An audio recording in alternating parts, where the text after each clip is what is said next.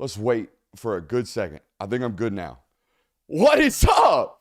Welcome in. Welcome into our Sunday show. You know, this is what happens. This is what happens when your boy is not on a regular or a timely schedule, right? We spent like 18 months, but maybe close to 2 years of like segmenting the boy. Like being here when I'm supposed to be here, telling you when I'm going to be here, and showing up and doing it. Not none of this, hey, what's up? I'm here now. We're back. So I started segmenting my life and planning things out and doing it right. And the one time we play outside of schedule, right? We play a little off script. Here we are. We're at a 9 o'clock stream on a Sunday. Normally we're here at noon. You guys know that by now. But here we go. I think we're good. I think we're settled in. And my God, do we have a lot of people watching us. We got about 700 people in there already. So make sure you hit that thumbs up button for what is set to be a loaded Sunday show. We're kicking it old school, solo shot here on a Sunday evening. Glad you guys should be here, or you are here. You chose to be here. A little rattled. I better slow it down. It's going to be a good one. I promise you right now. Spent a lot of time on these notes on the way back today from Austin, and it's going to be a great one. Georgia beats Texas 30-15. Tennessee tops Bama out there in Neyland Stadium. Miami had to hang up half 100 just to beat Louisville this weekend. We're going to talk about that. LSU handled business. Missouri, the rare 15-point fourth quarter comeback against Auburn. That's right. It took a comeback in that one. Hugh Freeze, very interesting play calling on third down. We'll talk about it. Iowa State mitting their way through the Big 12 right now. Don't look now. Don't look now. But Iowa State is mitting their way through the Big 12. Excited to talk about that tonight. Indiana, a wagon? Question mark? Me and the boy Kirby watched that one from a bar in Nashville. We were like, is Indiana good? They beat the brake drums off Nebraska on Saturday. We're going to talk about that one. Vandy did something only SEC units can do. They snuffed by Ball State. Nobody paid attention to it and ranked them this week. SEC wagon, Vandy style. Only really, we're going to talk about this later in the show, but I want to start tonight with the fact that we are in 2024.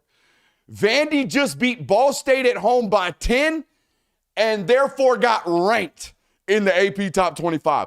What is happening? What is happening? Only the SEC elites get to do that, and Vandy is now included in that. A 10-point win over Ball State rank. What the Florida? What the Kentucky? What the Oklahoma? What are y'all doing? Firing OCs, pick sixes left and right. Oh my God, what a wild weekend of college football. Glad to be here with you. Make sure you hit that thumbs up button, like, subscribing, rate, reviewing, all that good stuff. Poor old Georgia. Poor old Georgia. Ain't nobody gave him a chance, Paul. Nobody. It's been a long time since I have watched Georgia football go into a game and nobody gave him a shot against some other team not named Bama. I get it. When the Crimson comes through, or when you go out there, or when you play them in an SEC championship, I get it. You want to pick Bama because there's a Bama hurdle to get over. I'm with you. Matter of fact, I said it after I picked them last time. I am picking Bama to beat Georgia until Georgia beats Bama. I would rather be wrong. You know what I'm saying? I'm going to do it until you prove me that you can do it. But this ain't Bama. This is the first time, long time, I've seen the whole national media just like, Georgia ain't got a shot. Vegas, 5-point underdogs. What? Georgia, this football team of all places, this football program, y'all gave that man. Now, Kirby said he didn't talk to his team about it. He didn't use it, but he had something. That Kirby Smart and his football team were a little bit ticked off from opening jump in that football game, particularly the defensive side of the football. Nobody believed in him. Hell, I picked Georgia to win, and people were in our chat talking about, you don't believe that. You don't believe that. You're hopeful. You're guessing. You're just saying that because you think we want to hear it. No, schemes do not beat Georgia. Great football players do. I didn't feel great about it. The theory wasn't Teflon, right? The theory of great schemes do not beat Georgia's defense, right? And Georgia's football team. Great players do. You got to be a great football player and a great individual effort to beat the University of Georgia since Kirby Smart has turned this thing into what it now is, right? You got to be a great football player. And I didn't necessarily feel great about that theory, but I stood by it, right? I didn't feel great because I watched Mississippi State did what they did last week. But if you really look back at that football game, it's like, you know, a couple of busted coverages that aren't great. They obviously could have gotten that cleaned up. couple busted coverages that Mississippi State game, but a couple of moments where Van Buren is being special, right, in that game. He's making very special throws. He's extending plays. He's making throws on the run. He's doing a lot of really, really special things. There wasn't a moment in that football game Quinn Ewers was special. Not a one. Now, we'll get to why. Georgia had a great plan in that football game. We're going to talk about that. But no, not a minute. Not a minute in that football game were they special, right? Georgia's been beaten by several special quarterbacks, and I'm going to give you the rundown. But I think the most special quarterback performance I've seen against Georgia at their supremacy of defense, right, was that Peach Bowl game against Ohio State. And C.J. Stroud's out there looking like C.J. Stroud now looks in the NFL. And that was the first moment where I was like, whoa, C.J. Stroud's going to do this on Sundays for a while. But if you guys remember that football game, that wasn't like, oh, I got all the time in the day to sit back here and pick this defense apart and read through my keys. No. Some of the best moments in that football game from C.J. Stroud were him extending plays, defying pressure. Because when you play Georgia, especially Saturday night, but when you play Georgia, you're going to get pressure. They've got great line of scrimmage football players. So if you're going to beat them at quarterback, you got to be really, really special. Look at the names of the guys that have beaten this football team. These are the last losses for the University of Georgia. These are quarterbacks that have beaten them. Jalen Milroe twice, Bryce Young, Mac Jones, Kyle Trask, Joe Burrow. Guys, that dates all the way back to 2019. This football team does not lose to okay quarterback play. They don't. You got to go all the way back to 2019, the day of my wedding. Shout out to the wife who I think is listening. The day of my wedding, when Georgia got beat by some shit at the quarterback position. Georgia got beat by Ryan Hilinski and DeCarrion Joyner in 2019, thanks to 3 interceptions from Jake Fromm and a pick 6. So that's what it's taken. Again, Milroe twice, Bryce Young, Mac Jones, Kyle Trask, Joe Burrow, Ryan Hilinski. Those are the quarterbacks and the offenses that have beaten this Georgia football team over the last couple of years. So going into this game, I wanted to stand on it and see what was going to happen because that was my feeling, and I did not feel great about it. No, how could you? They gave up 31 points the week prior to Mississippi State. Texas has looked all year, but great schemes don't beat Georgia. Great football players do. And again, there was not a moment in that football game where I felt like any quarterback, even when Arch got in there, he scrambled and he extended plays, but he was putting the ball at risk the entire time, okay? Fumbles and errant throws, okay? So he didn't look great either. Nobody at the quarterback position was there in a special form, okay? Especially, look, this is 100% the most healthy Georgia has been on the defensive line, but it's by far the best they have played. You find me a college football team, all right, in college football right now that has a unit that played the way these guys did last night.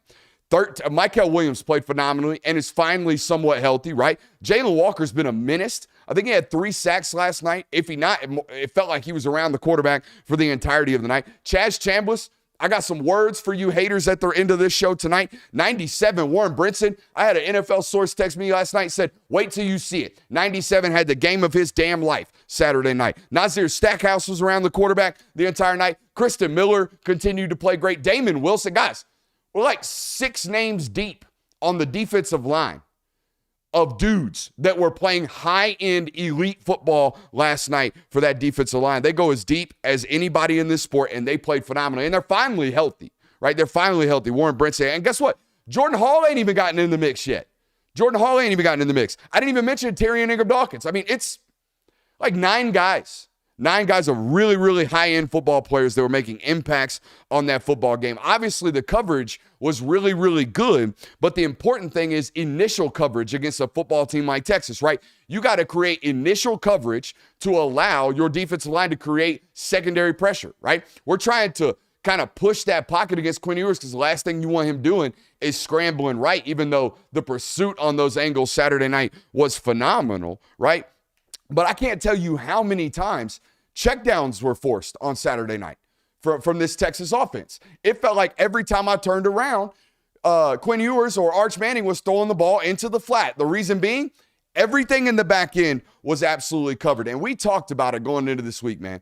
This is a play-action-based deep passing game, right? Yeah, they got their screens. They got their quick game stuff. They got their halfback screens, their tunnels, their bubbles. They got all that stuff. But when they are trying to drive the ball down the field, what do? They are a play-action football team that is predicated off of deep post routes and deep overs. Deep posts and deep overs. Deep posts and deep overs. This is not a football team that gets in 3-by-1 and takes 3-step drops and takes shots to the slot receiver. That's what everybody else does in college football. This ain't one of them. This is a put the ball into the belly of the back, turn our back to the defense, and then come back around and try to hit a deep shot.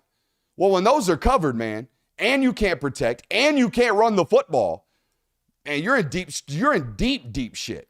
I tweeted about it at halftime. I was expecting Sark to come out in the second half and almost like get into a spread. The entire conceptual passing game from Texas is predicated off we can protect and we can get open. They couldn't protect or get open.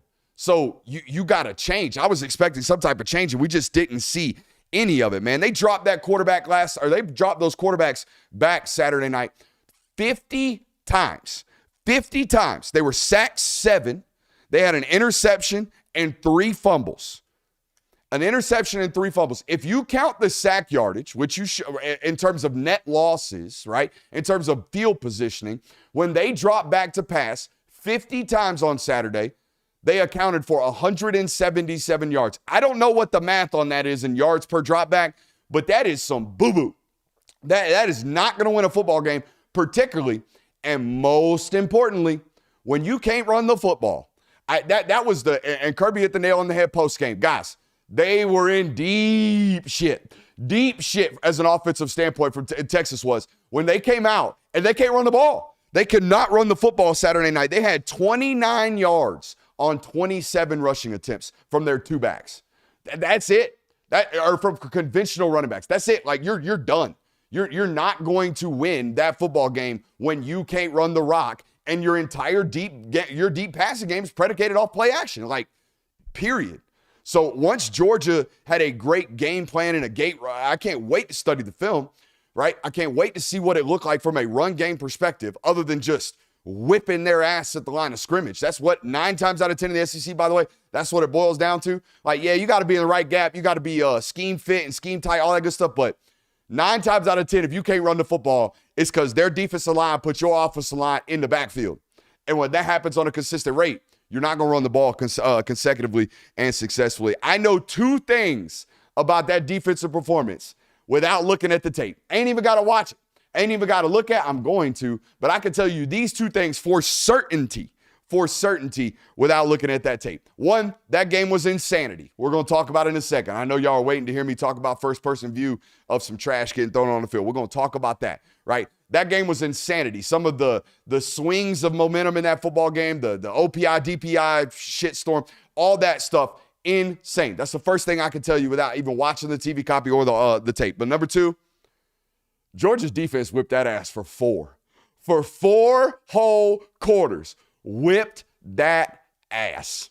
Whoa, up and down the field. Again, 7 sacks, 50 dropbacks, 177 total yards, 4 turnovers.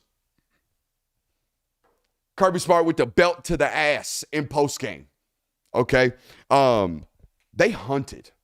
They absolutely hunted on both sides of the football. The play calling, dude, I think they were up, I can't remember the exact score. I think they were up 23-7, maybe 23-7. They got the ball midfield, 9.5 minutes left in the 4th. They take 2 deep shots, 1st and 10, 2nd and 10. All you Bobo haters, all of you. I thought he was too aggressive. I was like, Coach, they can't move the ball. They can't. Even when they do, they're dink and dunk and crawling this joker. Why are you trying to kill these guys right now? Just punt and play defense. Run the clock out. I think at one point with 9.5 minutes left, they had the ball midfield, took 2 shots on 1st and 2nd and down, and then ran the ball on 3rd down, ran 40 seconds off the whole entire possession and gave it right back to them. Luckily, defense was strapped. But nonetheless, I thought they were too aggressive at times offensively. That 4th and 1, ball on your own end. I asked Kirby about it post game because I disagreed with it. Now I know he's the head you know what in charge, right? I know he's the boss. I know he's the guy that everybody looks at as the greatest football coach in college football right now. And by the way, 100% agreement. But there's 2 minutes and 20 seconds left, I think, in that ball game. They've got 1 timeout plus the 2 minute. Okay, maybe no timeouts with the 2 minute. They had stopped the clock with you holding the ball right there to try to get it back. But they ain't moved it the whole time. So I asked him about it after the game. He's like, 4th and 1, we're going to go for it. We're going to try to end the game right there. My thought process is always, what does the defense not want me to do as a defensive-minded guy? So I'm going to go for it and try to end the game right there. I think if you punt the football, the game's over anyways. They're down 2 scores, okay? And you punt the ball, 50-yard swing. 50 yards at that point in the game for Texas took about 90 seconds. There was 2 minutes and 20 seconds left on the game clock. I thought it was a little bit questionable of a decision, even in hindsight. And he gave me the answer. He didn't give me the answer that I thought I was going to get, which was, we were there to hunt today. If you didn't notice, we got 3 targeting penalties. Well, we got away with 1, and they got 2 other ones. And by the way, if you're in the chat right now telling me that wasn't targeting, buddy, crown of the helmet. Okay, when you're a defensive player and this is the crown of your helmet, I don't care what you hit anybody. I don't care where you hit him on his body. If we launch with our head down and our screws and our face mask looking at the ground without our eyes up, targeting, period, point blank, textbook. Fine with it, by the way, because you're not going to come across over the middle of the field without getting some licks. I mean, period, point blank. I was cool with it. I was fine with the calls. I thought KJ Bolden got away with one as well. Jonah Aguero, definitely targeting. Dan Jackson, definitely targeting. I mean, guys, the last point of contact on either of those guys on the surface of the field was their tiptoes. They're fully tilted forward, leading with the crown of their helmet, murdering people, or trying to. So, yeah, 100% targeting. The 7 sacks, the 4th and 1 on the own end. I think it looked like a squib, but it wasn't a squib. Sounds like Peyton Woodring just mishit the football, but an aggressive football game from Georgia on all sides of the football, and particularly with regards to execution on the defensive side of the football. I'm excited to look at what the plan looked like and what the actual execution of the plan looked like, but surface level, the havoc and the immediate and secondary coverage was phenomenal. The two biggest plays in that football game, I felt like, were missed tackle by Julian Humphrey on a ball that was checked down into the flat, and the duck fart that was like a 40-yard completion from Quinn Ewers on his own end. That was a terrible ball. I mean, if it were thrown any better or worth a damn at all, it's probably picked off by KJ Bolden. I don't know if y'all saw, he's flying over like a screaming Mimi to pick that ball off, and it's just a ball from Quinn Ewers that ends up short-siding the wide receiver, and they end up catching. But, I mean, a couple of deep overs from Texas, but that's about it. Let's talk about offensive side of the football over here. Guys, I see all the super chats. I see this one from Mark Starks. That's a $100 super chat. You guys are firing it off. I think I saw one from somebody with the first name G over here. Guys, I know I always hit these, and I want to hit these. Hunter Lacey, thank you. Everybody, thank you. Justin Farmer, all you guys, thank you for the super subs. Every single one of you. I'm not telling you to stop doing it. Please continue to do it. Thank you very much. I'm not even into a page and a half of notes, and I have barely spent any time with my wife this weekend because I've been in Austin, Texas, which we'll talk about. But yeah, we got a lot to get to, okay? Let's talk about offense. I'm going to have to go and watch it. I immediately got text after the game. A lot of yards left on the field. A lot of yards left on the field per sources, if you will. The Dover's getting leaky. I've been telling y'all last week, if you're new to this show and you hear this meathead look at you and go, the Dover's getting leaky, like, what in the hell is this guy talking about?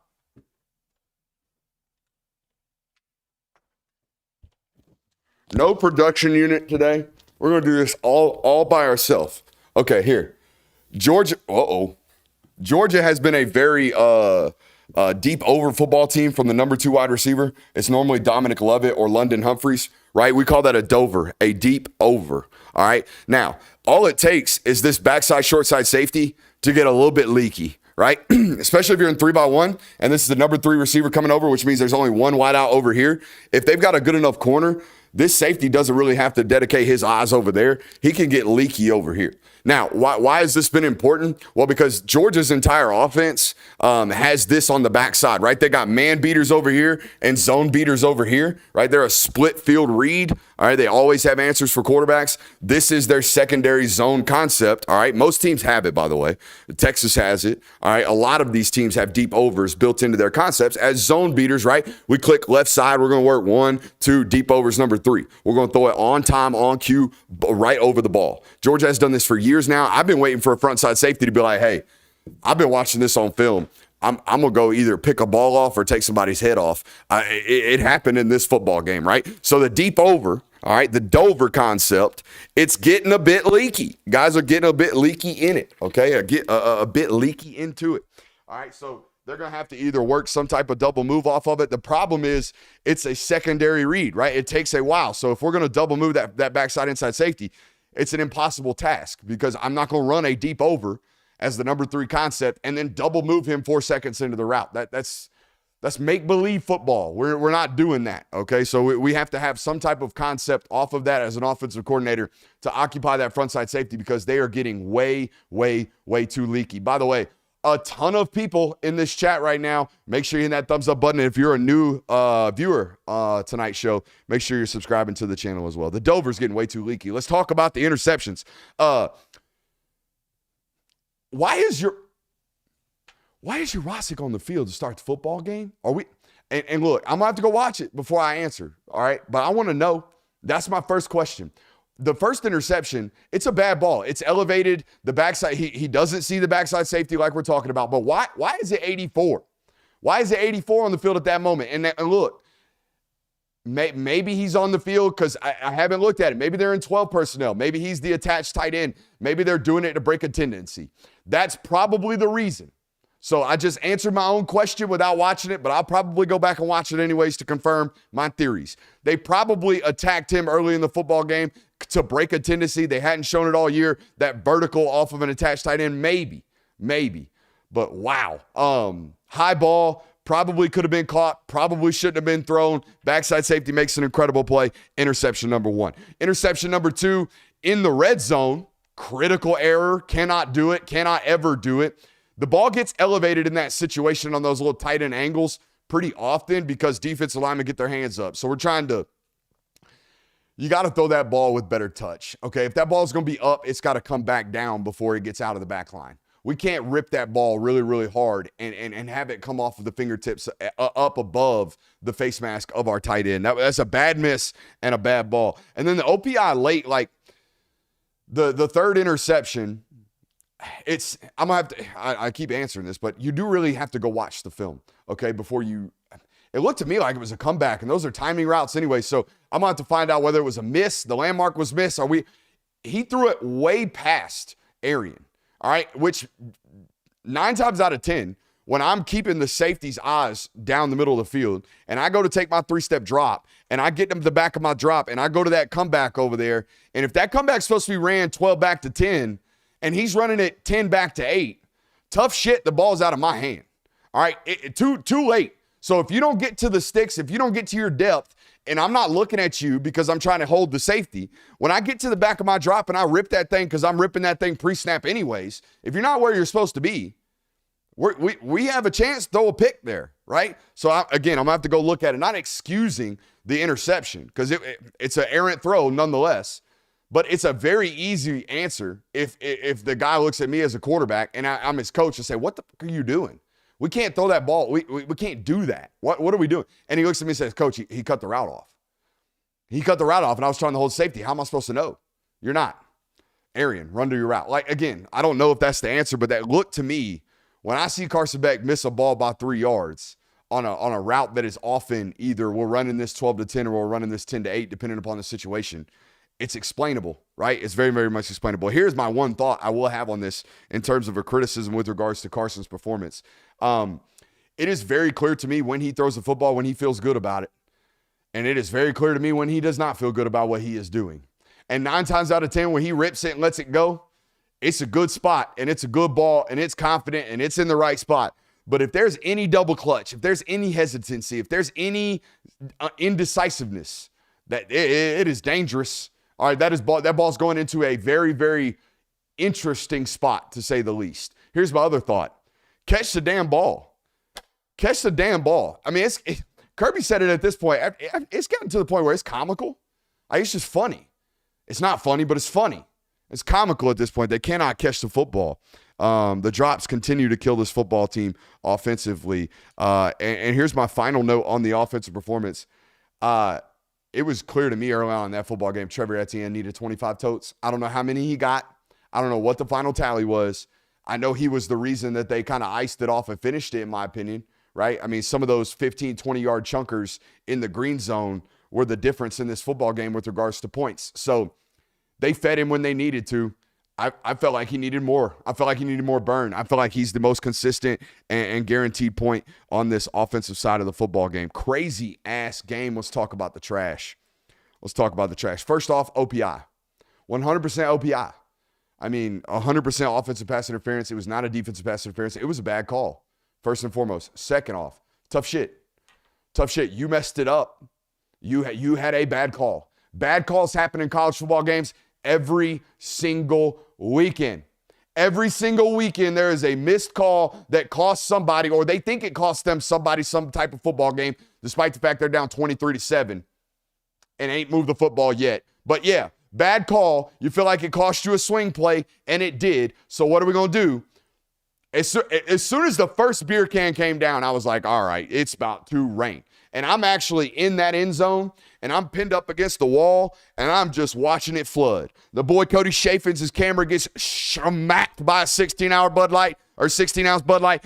Ben Woke got main character energy. Ben Woke sitting there like this going, what the hell, guys? Beer, Not me. I'm backed off like this, doing the video, watching the crazy shit. I was wondering at one point if it were going to stop, but then I realized, well, shit, they're going to run out of beer. Eventually they're going to run out of beer. But third, man, you cannot reward this. You can't reward this at all. Even if you made the wrong call, the bad call, you can't reward somebody for trashing the field, all right, and causing a stoppage in the game so they can put it up on the big screen and show the referees 100 different times and then pick up the flag. If you're going to pick up that flag, that has to happen immediately when y'all discuss the call. Y'all sit there, y'all discuss the call, you get over the comms, you say pass interference, number 7 on the defense, automatic first down. Period. If you effed up, you effed up. That's it. The idea that it was replayable review, it was basically a reviewable, after further review, we're going to fix our bad call because they trashed the field and gave us an opportunity to do so. I couldn't believe Kirby Smart didn't lose his ever-loving mind, which I'm pretty sure he did. I saw the finger wagging, I'm going to walk away from you. I would be very, very surprised if that guy referees another, Georgia football game anytime soon. Texas fans in that moment probably felt like they were vindicated. Athletic department does not find $250,000. We'll talk about that right now because I got a take. And if you're a Texas fan watching this right now, you're not going to like me. You're not going to like me right now. All right, so either go somewhere else or get the screen record ready. One or the other. I don't really care because I'm going to say it. Texas football head coach, coordinator, roster, player acquisition strategies, NIL budget, roster, all the football stuff, 100% ready for the SEC. The rest of that is not.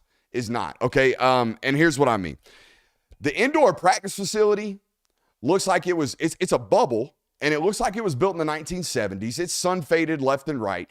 One hailstorm comes through there, major issue. Okay, they have one practice field, and at this point in the season, it's October. It's been 105 for 3 months out there, August, or June through August.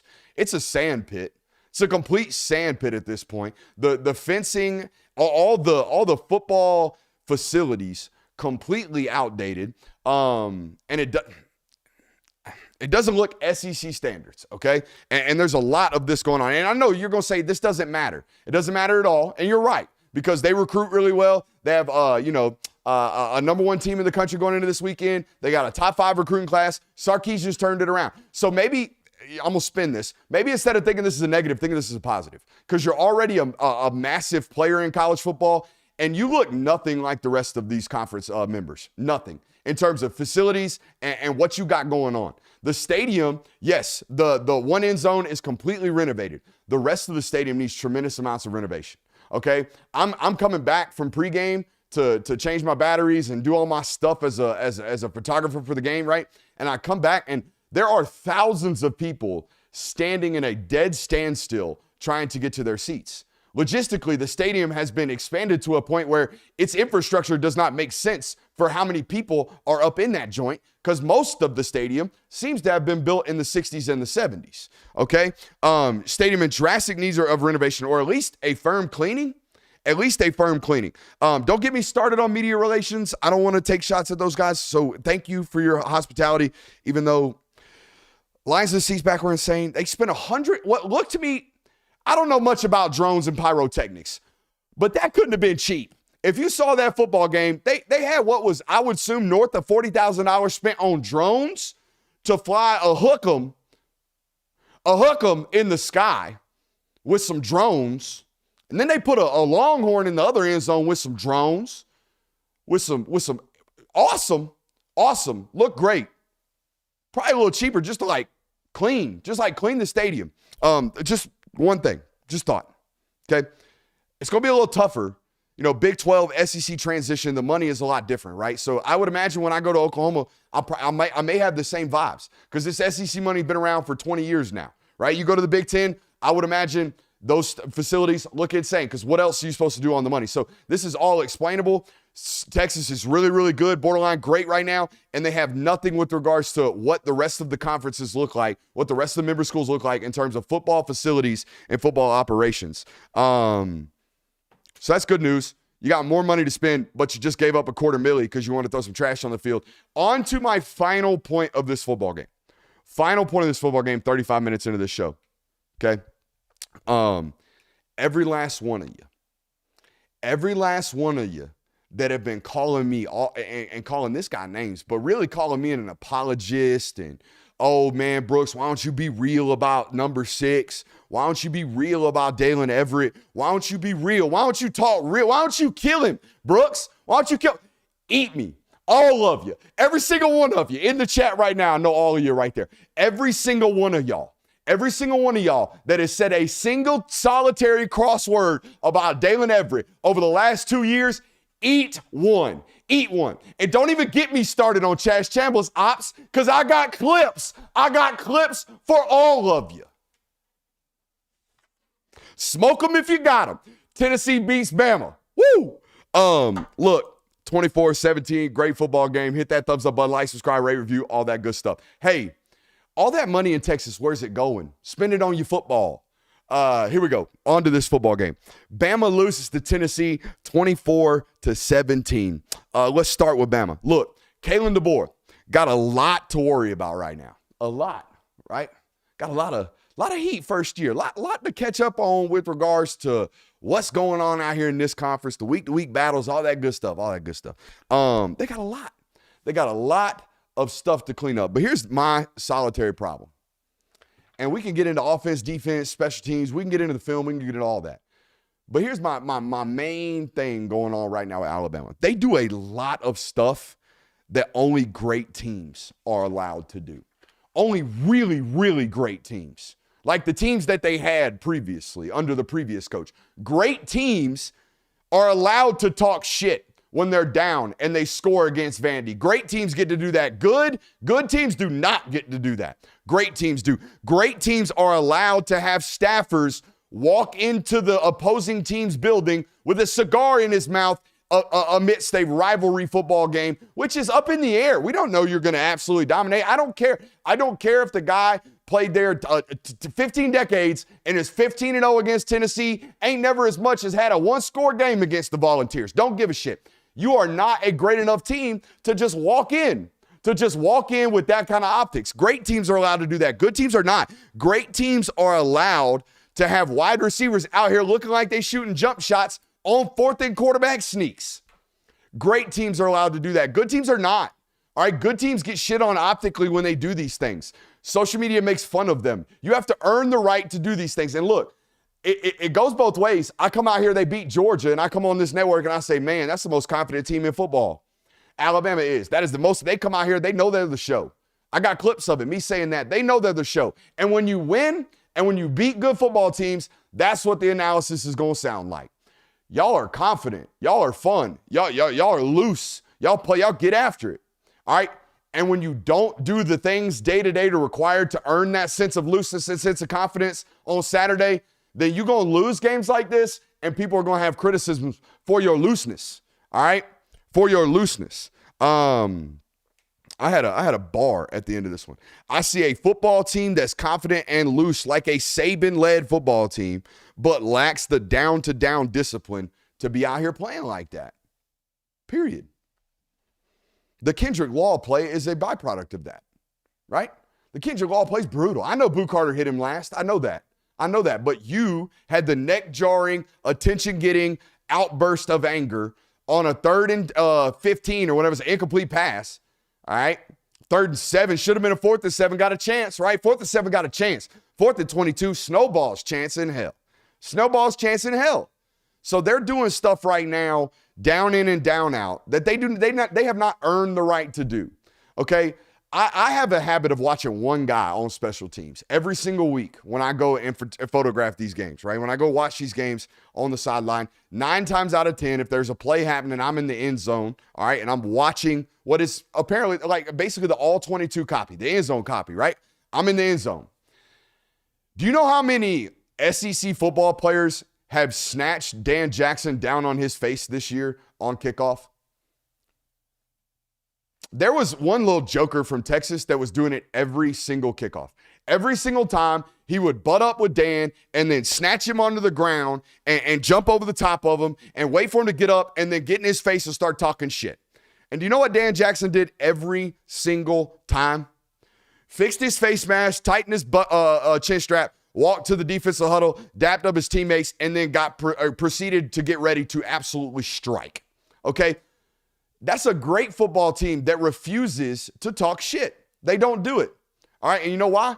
Because the guy that runs that football program ran his football program and runs his football program the same way the greatest of all time did at Alabama. And there is a stark difference between the way one team is held to a discipline standard, if you will, and the way the other team just gets to play loose and have fun. And playing loose and having fun is great, but you better be winning football games doing so. You better be winning football games doing so because people are going to cook you. Now, for the actual analysis in this football game, as 1,800 people are here watching, make sure you're hitting that thumbs up button and subscribing, by the way. Now, for the actual analysis, Tennessee. By God, Tennessee, if y'all could hit some shots right now, you would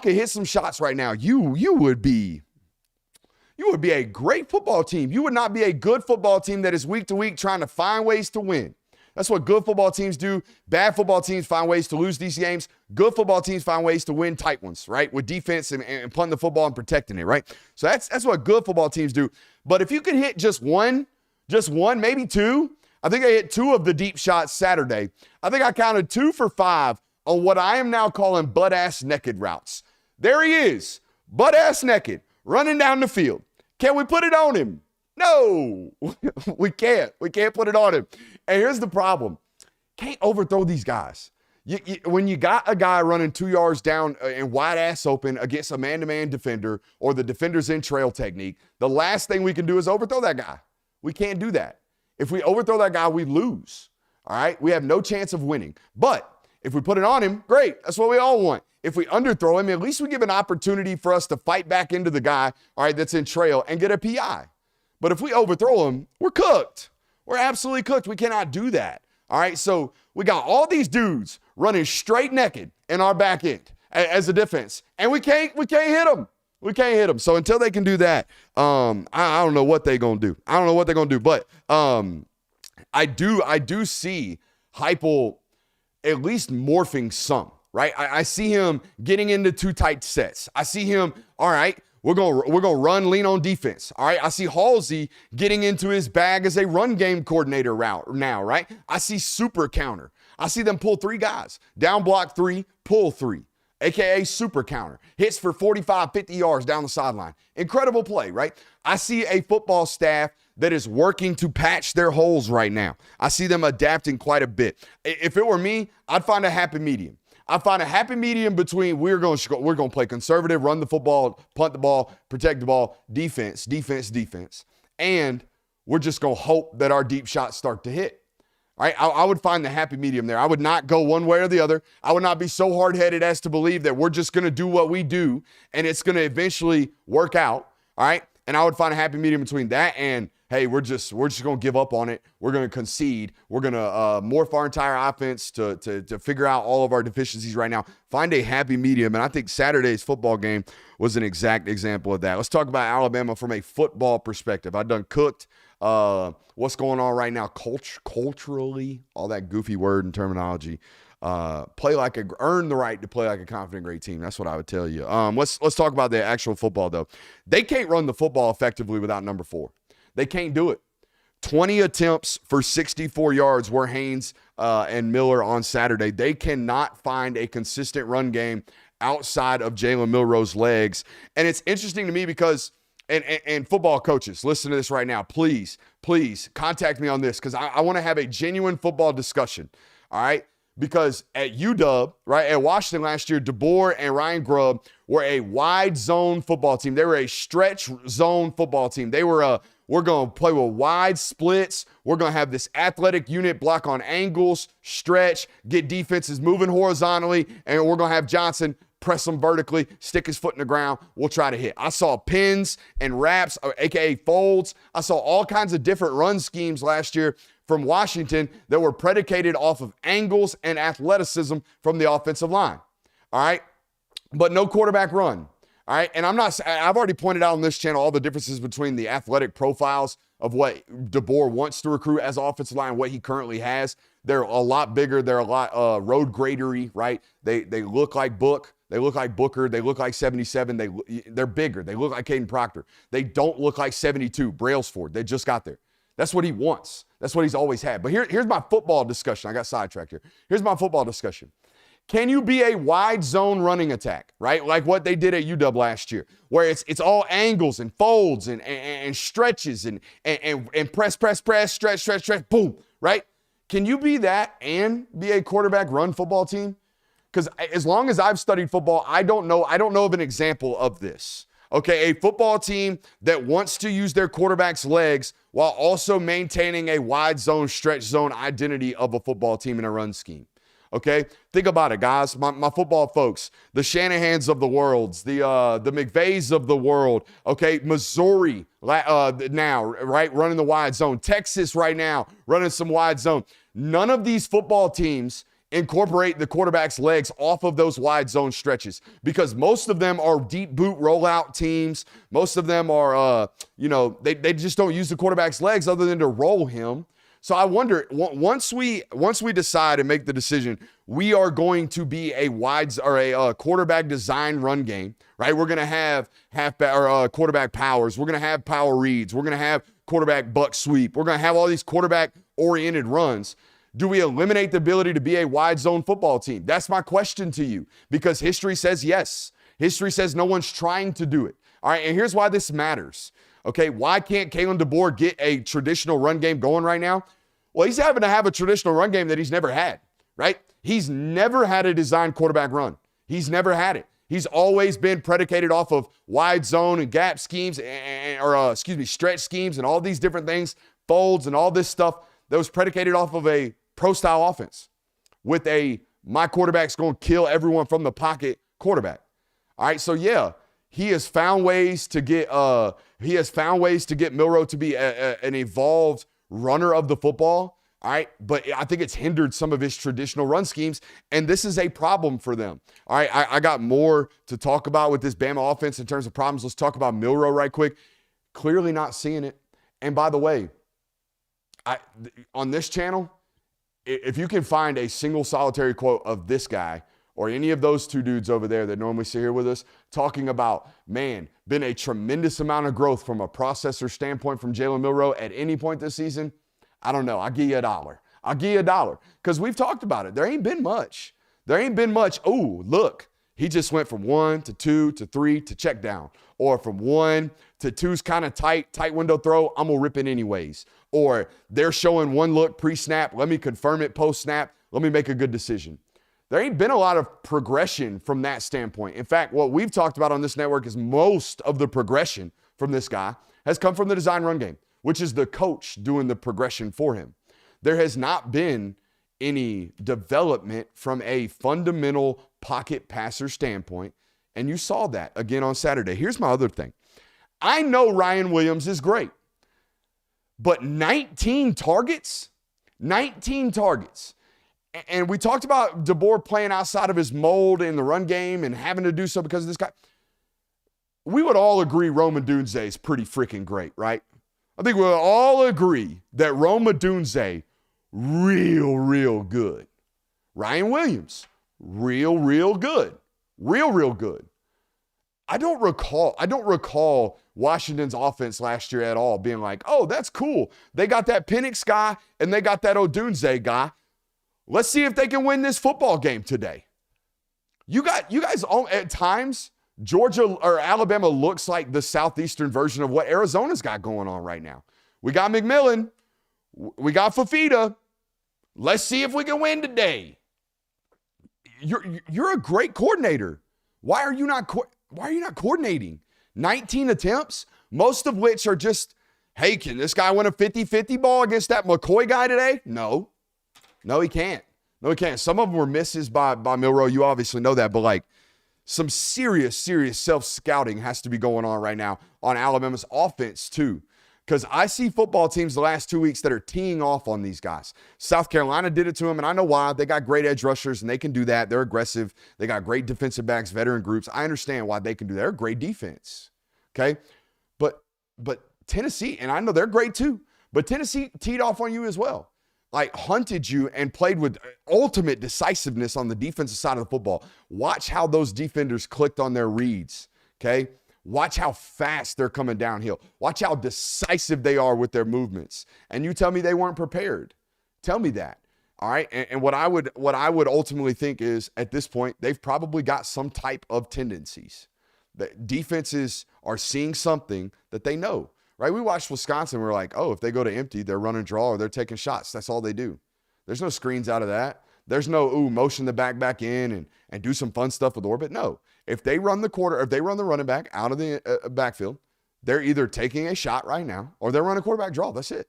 So like they've got to get rid of these tendencies. Now, we move on.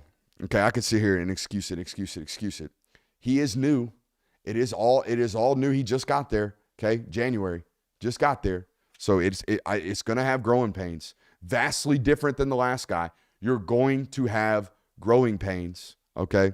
Let's talk about Tennessee because we have Tennessee fans in here, and I'm sure there's a lot of them watching, and I got some good things to tell you about your football team right now because I've been really impressed. I think, and here's why.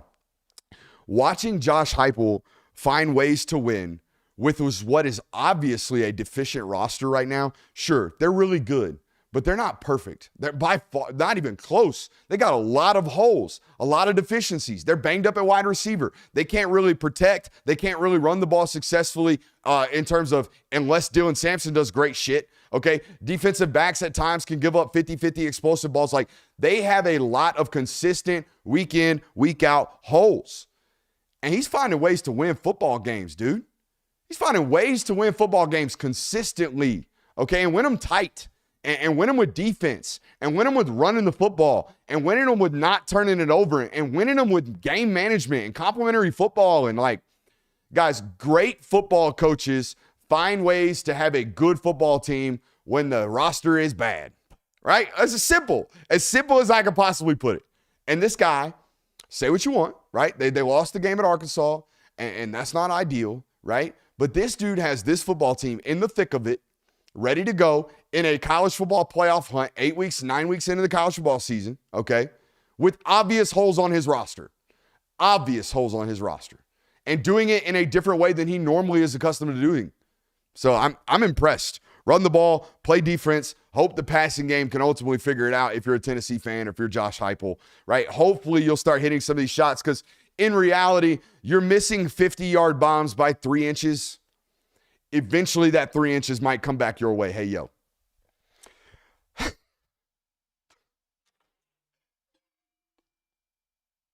My bad. I ain't even sorry for it. Like the video, boys and girls. Like the video. Hit that thumbs up button. Like, subscribe, rate, review. Miami can't stop a nosebleed. Not at all. It's great. I'm going to be a hater right quick. and then I'm going to give you your flowers, Cam Moore. It's great that Cam Moore's having a Heisman season. It's awesome. It's awesome. But he needs to. They needed every single one of them damn points. Every single one. Well, maybe not the last 7, but you get what I'm saying. Maybe the last 6. They needed all 52 of them points to get up out of there. Hater or not, though, here's where your flowers come in.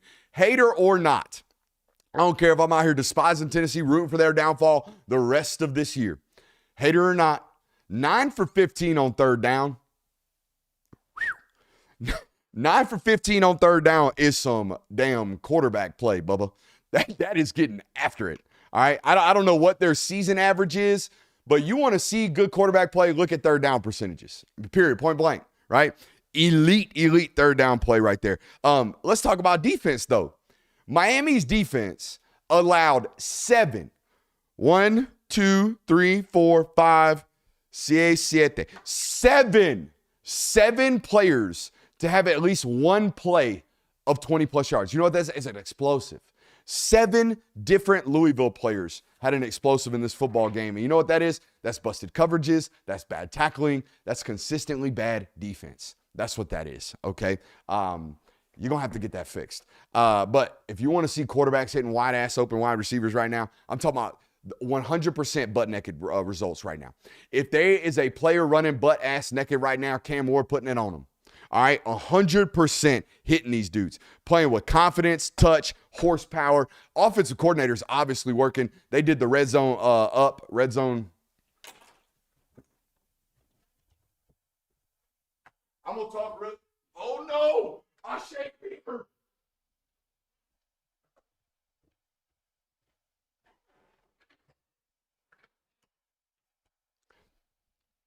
We are going over there to talk some football, and your boy totally forgot he was out here Shane Beamering. That's on me. Feet for free. That's crazy. That's on me, guys. I don't even know. I'm rattled now. I don't even know what we're going to talk about. Oh, the red zone up and up. Square in, went vertical. Chat's going crazy. Chat's going crazy. So I think there's multiple reasons why your boy just may never be cut out for the ESPNs of the world. All right. Other than the Texas take earlier of your facilities, not great. I don't know if anyone's coming here delivering that take. Okay. All right. So, and then doing that, just not being cleaned and buttoned up all the time. But that's why you guys love this network, I guess. So we'll just sink into it. Let's move on. Oh, Fletcher, Martinez, great backs. Going to get tougher and tougher to tackle. Going to get absolutely tougher and tougher to tackle. LSU handled Arkansas Saturday. Jumped out on them, stayed on them. Jumped out on them, stayed on them. LSU defense came to play. That's for damn sure.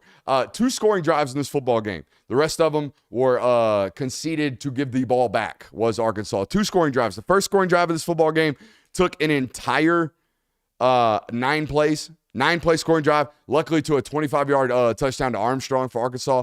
The other one, a field goal scoring drive, took 11 plays. So 2 scoring drives, 20 plays. I think they had 55 total some odd snaps offensively did Arkansas this football game. So 2 drives successful. The rest of it, absolutely nothing. Absolutely nothing. Defense came to absolutely play. And here's why I really put this one on the show notes. Despite the fact that we're like 90 minutes in based off where we're going right now, it seems like we're going to be going for a minute here. Here's the thing. I like to tell you guys when I'm wrong, especially about players. About when I miss an eval a guy bad, like I did on this one, I like to come to you and be a man and tell you I was wrong. I missed. Whit Weeks went to high school like 30 minutes from this studio. Oconee County. Okay, I think he went to North Oconee. No, maybe he was an Oconee guy. I think he was an Oconee County guy. All right, play with the Johnson brothers. I mean, a good football team, but I never bought it. Never bought the stock. Even when Georgia called me, he's like, "Hey, man, he can run." He came up here, dude is a physical freak, coach. I'm like, I don't buy it. I don't buy it. I'm not doing it. I'm not letting. If y'all do it, I'm gonna be out here like, I don't know about this. I was telling Georgia guys, I don't know about this. And Schumann and everybody in the building's like, no. You don't know about that. I'm like, I don't know about this. And turns out, been a dude from snap one, quarter one, on into the rest of it for LSU.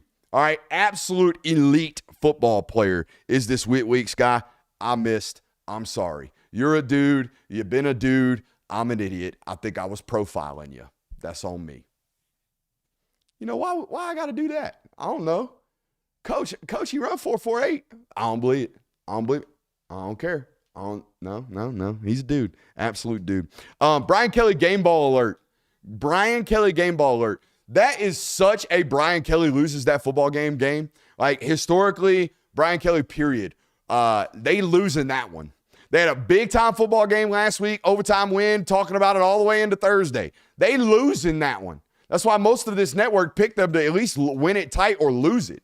Because we thought y'all were going to lose that football game. Y'all never, ever come out consistently and play great in that football game. And you did exactly that. So you know what that is? That's some kudos to Brian Kelly. Never thought. Missouri and Auburn, I'll be quick. Missouri comes back and wins it with without a healthy Brady Cook. Number 6 went up in there. I'm going to tell you what, I know it ain't been great for Missouri offensively, but I do sometimes question the knowledge of fan bases when we out here rooting for the backup when the backup look like that. You know what I mean? Like, whoo. Struggle some offensive performances year in, week out, or not year in, week out right now for Missouri. They cannot figure out a way to be explosive, or at least consistently explosive.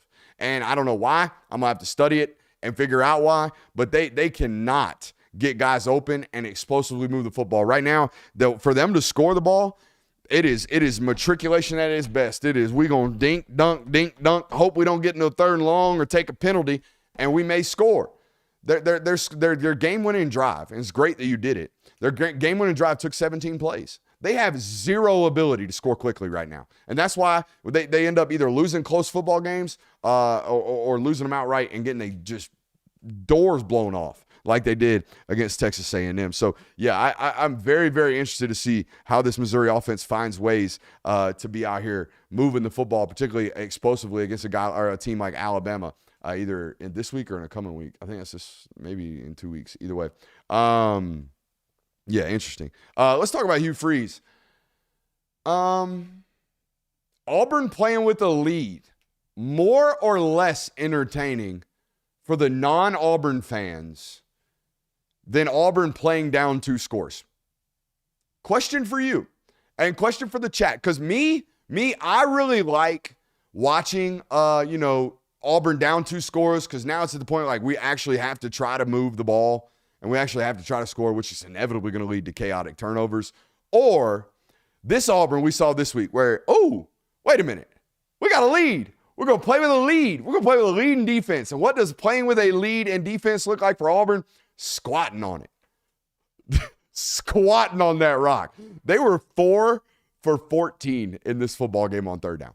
4 for 14 on third downs. Guys, the 4 third downs they converted, 3 of them via the run.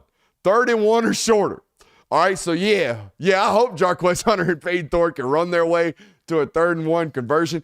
If they faced a single solitary 3rd and 5 plus, just go ahead and punt. Might as well knee the ball down virtually and get off the field. They converted 1 third down via the pass, and it was a 7-yard pass. All right, I would go through this and read you every single third down situation, but man, I don't even know at this point if I blame Hugh Freeze for calling it conservatively, because clearly you don't trust your quarterback, and I understand that. But I might have to go watch your post-game press conference to see if that's what you told everybody, because I know that's the way you feel based off the way you called these plays. You are very, very terrified your quarterback's going to give it back to the other team when you have a lead, as opposed to trying to win the game.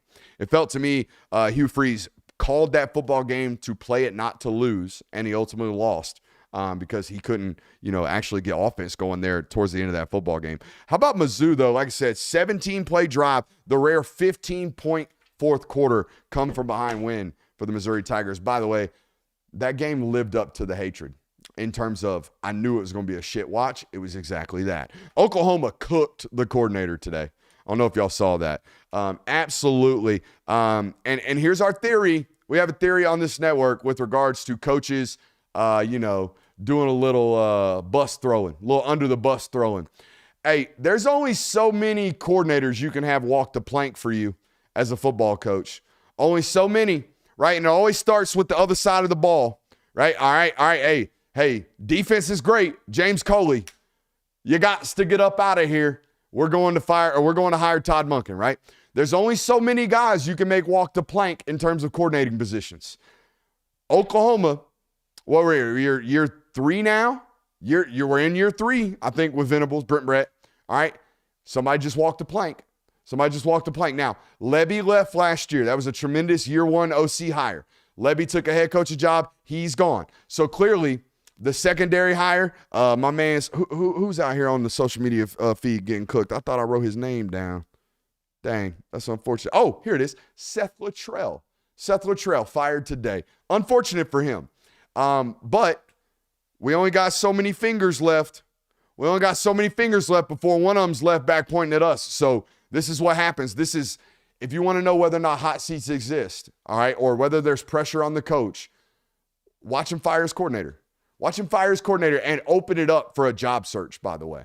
Watch that happen. And that's when you know. Shit's getting real. It's getting a little heated up here, right?